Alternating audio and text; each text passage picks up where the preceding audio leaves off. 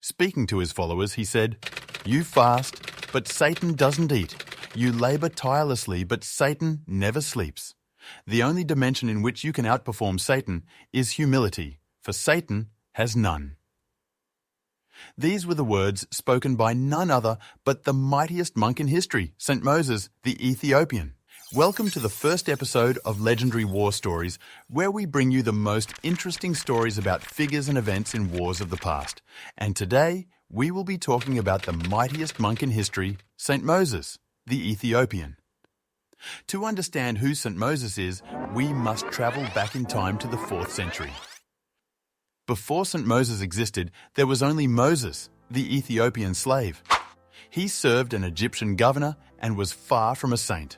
He was well known and popular for his vices and crime. He was so bad that his Egyptian master had to dispatch and banish him for his crimes. And it's hard to blame him, since Moses would typically steal, fight, and was even rumored to have committed murder while serving under his stead. The now banished Moses had no master to hold him down, and he lived as his heart pleased. His crimes got worse, and he was involved in all manner of vices, including heavy drinking, stealing, and fighting. He had simply become a menace to all and was greatly feared. He joined a gang of 75, and they agreed to make him their leader. Even while alone, no one dared challenge him, and that was definitely not going to change now that he had men around him. With his gang, he committed more crimes and atrocities. He succeeded in everything he plotted, and none stood in his way. At least, that was the case until a dog foiled a robbery attempt of his. According to popular accounts, he swam across the crocodile-infested Nile River with nothing but a knife secured between his teeth, with the aim of robbing a household only to be foiled by a barking dog. As Moses' crimes increased, naturally, everyone became fed up with him, and the authorities became intentional about finding him. It was at this point that Moses fled into the desert, and there he came across a monastery. He found the monastery a good place to stay hidden and took it as an opportunity to learn their ways. Having lived his whole life as a sinner, he wanted a change of life and wanted to know about their God, since the sun god of his previous master didn't do much for him. He had grown weary of his lifestyle and wanted a change. In his first years there, the monks were scared of him. I mean, he was a huge muscular man with a bad rep, and many knew he was only there to hide. But what they didn't realize was their way of living had struck a chord in him, and he too wanted to become like them. Although they remained suspicious of him, he didn't allow that to stop him from gaining the approval and recognition of the monastery. He locked himself up in a cell where he waited and fasted for days and nights, praying to God. He was also on a strict diet, eating only bread and drinking water. As genuine as the intent might have been, the journey was not an easy one for the miscreant turned saint. There were days when the devil will tempt him with images and memories of his past life of endless pleasure and chaos. But Moses stood firm and prayed more. As he battled with these, a group of bandits attacked the desert cell where he was. He might have turned to a life of faith and on his way to being a saint, but that doesn't mean he had lost his strength and ability to defend himself. Finding the criminals, he easily overpowered and bound them. The old him would have shown them no mercy, but this new him could not bring himself to harm them. He sent the criminals he had captured to the monks.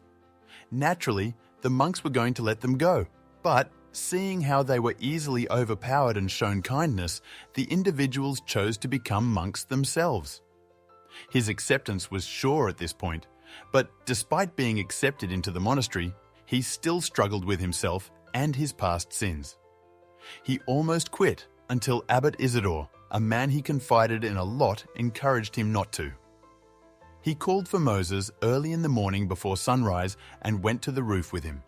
While there, they watched the first rays of dawn come over the horizon, and Isidore told him these profound words: "Only slowly do the rays of the sun drive away the night and usher in a new day, and thus only slowly does one become a perfect contemplative."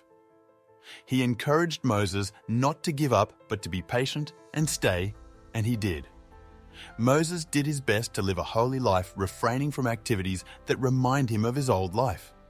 Though Moses was now a monk, there were still some in the monastery that did not like him. One time, during a period of fasting in the monastery, visitors came around and Moses, trying to be hospitable, decided to prepare them something to eat. He did not, for once, take a bite.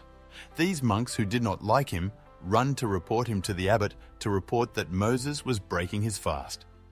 When the abbot confronted him and realized the facts, however, they said these words to him: "You did not keep a human commandment, but it was so that you might keep the divine commandment of hospitality." They commended him for his hospitality. Basically, Moses was becoming a different man without even realizing it. He was once invited to a trial and he refused to show up because he did not deem himself worthy given his past. His superiors, however, insisted, and he showed up with a basket of sand which leaked as he walked. When he was asked why he was carrying the basket, he replied, "My sins run out behind me and I do not see them, but today I am coming to judge the errors of another." Moved by this illustration, his heart and reasoning, they forgave the man and let him go. He soon qualified for ordination and was brought before the patriarchs. One such who was interested in testing him said, "Who brought this black here? Cast him out." The old Moses would probably have retaliated, but he said to himself, "It is good what they have done to you, O black-colored one." And with that, he turned around to leave, but he was called back and ordained a priest. He was no longer the violent man he used to be. He discharged his duties so well, counseling many and saving countless other lost souls. It is said that he progressed so impressively that even the devil himself became unhappy with him. One time, a demon struck his side, causing him intense pain. He cried out to God, and the demon eventually fled. It is stated that he was engaged in so much warfare spiritually that he even sometimes slept standing with his eyes open. Simply put, he had transcended fighting men and was now fighting demons and spirits. At age 75, word came to the monastery that the Mightiest, a group of Berbers, were planning to attack it. Although peaceful, the brothers decided to arm themselves for battle. Moses could, however, not bear to see his brothers do that. He asked them to retreat instead, telling them, "All who take the sword will perish by the sword." He didn't want that for them, but given his past life, he believed that he was fit for the role. He opted to stay back and fight to give them time. 7 others stubbornly chose to stay with him. As impressive and strong as Moses was, he was overwhelmed by the number of attacks, and he fell that day. All of the 7 who stayed back died along with him.